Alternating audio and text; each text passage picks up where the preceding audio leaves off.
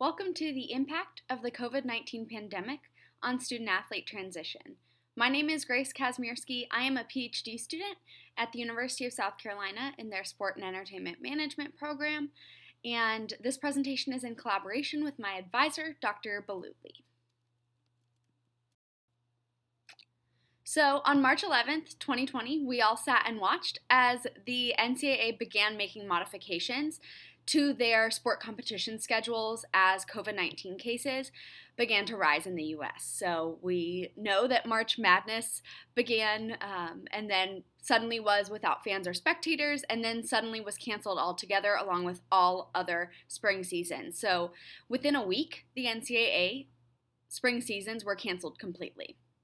And hashtag Redshirt Corona Year was trending on social media as student athletes responded to the NCAA's decision and pushed for the NCAA to grant an extra year of eligibility to those athletes who had missed out on their season in the spring of 2020. So on March 30th, 2020, the NCAA voted to allow spring student athletes who had aged out of eligibility in that spring 2020 semester to apply for another year of eligibility. So those seniors or those fifth-year students who had that extra year of eligibility from a redshirt year maybe were able to apply for an extra year of eligibility since they missed out on their spring 2020 season. So student athletes who aged out of eligibility and had begun processing the end of their career, right? If you're a senior and you're a student athlete, you're beginning to think about next steps. If you're in a sport that doesn't have the opportunity to go pro, or you aren't thinking about going into a professional sport after college, then you're starting to think, what's next for me? And so as they're planning next steps, they were suddenly faced with a life-altering decision. Do they choose to remain in school and apply for an extra year of eligibility to compete and really finish out, put that bookend on their final season? Or do they forego their additional year of eligibility and just move on to their next chapter as planned without having that bookend season with all of those important events like Senior Day? This quote is from Nathaniel Hernandez, who was a senior diver at Duke University. And he said, "I have to keep reminding myself over and over that I am no longer an athlete and that I will never get the opportunity to compete in my sport again. Of course, I recognize that the decision to cancel the world of athletics was the best decision for public health, but that does not make this loss any less legitimate." And then in this quote to the left, he says, "I would hope that all the seniors across the country, instead of focusing on what you didn't get to do, revisit and remember what you were able to do." So here we see the impact that this had on these student athletes who weren't able to get their final season, weren't able to compete like they wanted to in their final season. So, the purpose of this study is to explore the experience of student athletes who were faced with this decision to retire from college athletics or return to compete for another season that they didn't expect. So we're interested in how COVID-19 impacts these student athletes really holistically. So thinking about their daily life, what their training looked like, what their education looked like, how their relationships may have impacted their decision, their future plans. Did they have future plans? So Nathaniel Hernandez, for example, was planning on going to pursue his PhD in pharmacology and decided not to take that extra year of eligibility to go on with his next plans. And then also how this impacted their physical, mental, and emotional states. This obviously could have been traumatic for these student athletes. And so what does that look like, and how do they make meaning of those experiences? So some context for us, because when we first started thinking about this, we didn't know if there had been seasons impacted like the 2020 spring season for these student athletes. So in 1989, an earthquake in California delayed a World Series game, but it was able to be played 11 days later.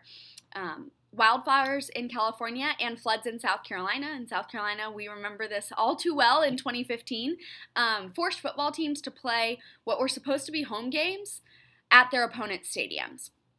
And then the Olympic Games have been canceled 3 times, mostly for the instance of war. And so 1916 in World War I, and then 1940 and 1944 for World War II.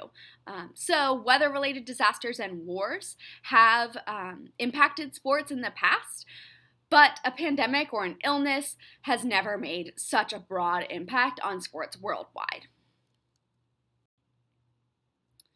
So thinking about student athletes' transition out of sport is really important as we are looking at this particular phenomena. So we know that this transition has been extensively studied in psychology, in student affairs, and in counseling. So those kind of parent fields. And originally, this was viewed like a single event, like a death or a retirement.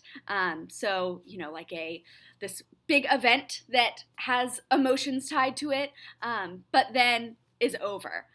But it's really viewed more as a holistic process now. It can't really be compared to retirement because student athletes are retiring and then going back into the workforce oftentimes. And so they're going to go to another career in which they will eventually retire someday, hopefully. And then it can't really be viewed as death because oftentimes these student athletes are really young and have a whole life to live. So really now it's viewed as a process rather than a single event. So Parker, Lavallee, and Todd, and then Fuller both had some meta-analyses to think about this student-athlete's transition out of sport and frame our research that's existing in this field in a little bit more concise way. So Parker, Lavallee, and Todd identified factors related to this career transition for student athletes as athletic identity. So do they identify as an athlete more than a student?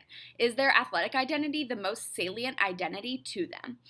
And then the voluntariness of this decision. So, for example, if a student athlete faced a career-ending injury, that's going to impact their transition experience. Similarly, since many of these athletes were not planning on retiring without having their senior season, their last season, this might not feel voluntary to them. And then their degree of individual development. So how much have they explored about themselves and their interests and their passions and their goals outside of sport? And then also the available resources during this transition. So what coping strategies do they have? Have they built up those coping mechanisms or are they still trying to get there? Their psychosocial support. So what does their relationship support look like? And then pre-retirement planning. So have they thought about what they're going to do after they retire from their sport, or are they really still focused on that sport and that identity itself? And then Fuller identified similar themes that impact this transition. So athletic identity, again, is their athletic identity the most salient identity to them? Anticipation and preparation, very similar to the voluntariness of decision. Branching out, similar to individual development. So have they branched out? Have they explored other areas of their life outside of sport? Because oftentimes these athletes haven't. Sport's been their life and they've enjoyed that. And then satisfaction with athletic performance. So thinking about what does their satisfaction with their athletic performance look like? Did they have a great last end cap to their senior year and they were able to say, you know what, I fulfilled what I wanted to fulfill in my athletic career, or were they not satisfied with that and they feel like they have something left to prove? And then loss of camaraderie and support systems. So very similar to that psychosocial support, losing that camaraderie of having a team that you are in it together with. And then any support system they have. Do they have a support system or not? So it's also important for us to consider the human adaptation to transition. So Schlossberg has a model of human adaptation to transition that states that transition is impacted by these three factors. So the characteristics of the individual's experiences, what does that experience look like? And then their perception of that transition. Do they perceive it as a positive transition, that they're moving on, they're taking their next step in life? Or do they perceive it as a negative transition where they don't know what's next? And then their characteristics of the pre- and post-transition environment. So one thing that's really important to highlight here is that it considers both internal and external factors. So with this model, we're thinking about what characteristics of their experiences are they bringing to the table? So we know every student athlete has different experiences in their past that are going to influence the way that they perceive this transition, the way that they go about this transition, whether that's experiences from their teammates that they've seen in the past, whether that's their dreams, what they thought this experience would be like. And then also that external factor, right? Thinking about the pre and post transition environment. So are they transitioning into another environment that is supportive, that this is also something they want to do, or are they kind of lost? What does that transition support look like? What does their support system look like? Do they have a support system? All these things are important for us to consider when we are talking to these student athletes about their experiences. So this model has been applied in the past to athletic career transition, and Parker and Swain both noted the importance of considering the sport context in this model. So thinking about this model in the context of sports, specifically in the context of college athletics, is going to be really important for us. So our research question: how has the COVID-19 pandemic impacted Division I student athletes who had aged out of eligibility in the spring 2020? So we're really looking at their experience holistically. So our participants are Division I student athletes who originally aged out of eligibility in spring 2020. The reason why we chose Division I student athletes specifically instead of Division II or III student athletes is because these athletes typically might have a scholarship. And so Division II and Division III athletes might not have an athletic scholarship, so that can be tied into their identity. So we're planning on contacting these student athletes through social media, whether that's Instagram or Twitter, and direct messaging them, and then also by email using our network. And then we'll invite participants to participate in our study and share their stories. We want to hear their stories, really. And then we hope that there'll be some snowball sampling. So we'll ask, is there anyone else you think we should talk to? Is there anyone else you think would be willing to talk to us and really share their story with us? And we hope we'll get some more participants that way as well. So our methods. We are framing the study within the field of narrative inquiry, specifically how Connolly and Clendenin describe narrative inquiry as a methodology to adopt a particular view of experience as phenomenon under study. So we're thinking about this experience as the phenomenon. So with that, we're thinking about semi-structured interviews with participants using this narrative inquiry methodology to derive our interview protocol. So we are really interested in these participants' stories and the way in which they tell their stories about what they were thinking throughout this transition, what this transition was like for them, what impacted their decision to come back and compete again and apply for that eligibility, or to forego their final end cap bookend on their season and be able to move on to their next chapter. So we'll use an iterative process to develop this protocol to make sure that we are asking the right questions, to make sure that our participants have an opportunity to share their story authentically.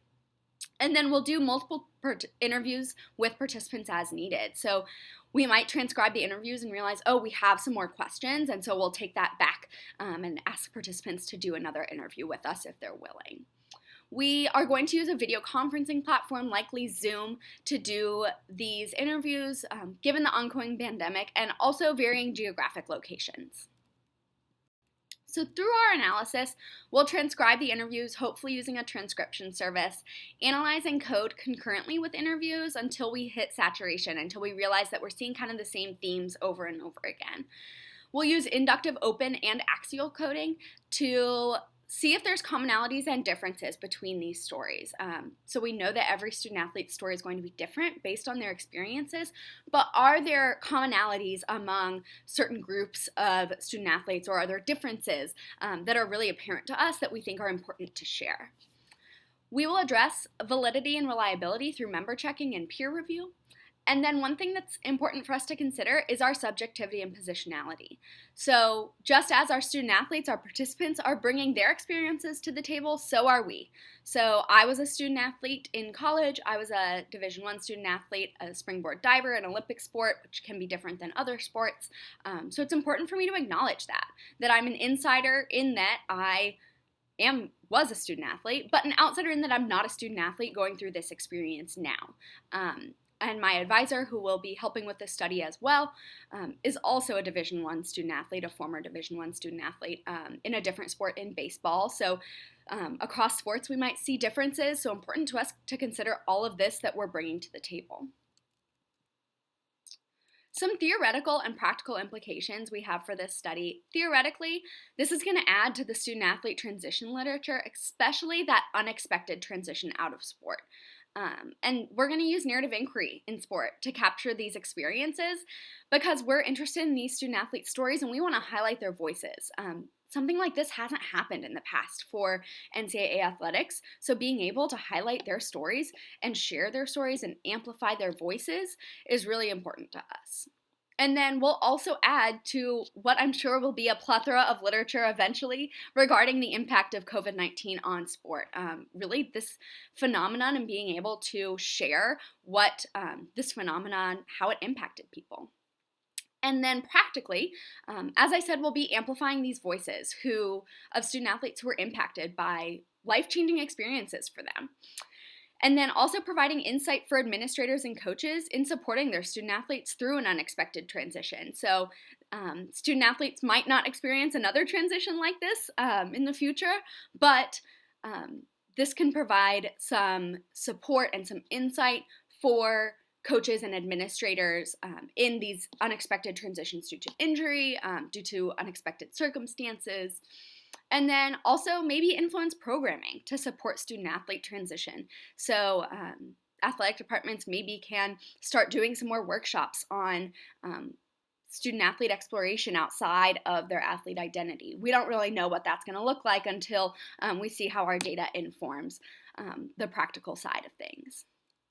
So we're hoping to collect data this semester, so hopefully in April or May we'll be able to start collecting data and then share that out. I think for one thing to consider is member checking is going to be very important to us because we want to make sure that our student athletes that we're talking with and building this relationship with are sharing their stories and we are capturing their stories as they wish to share them. As with narrative inquiry, that's really important to us. So we have our references here. And then if you have any questions, feel free to email me. My email's there at the bottom. Please connect with me on Twitter.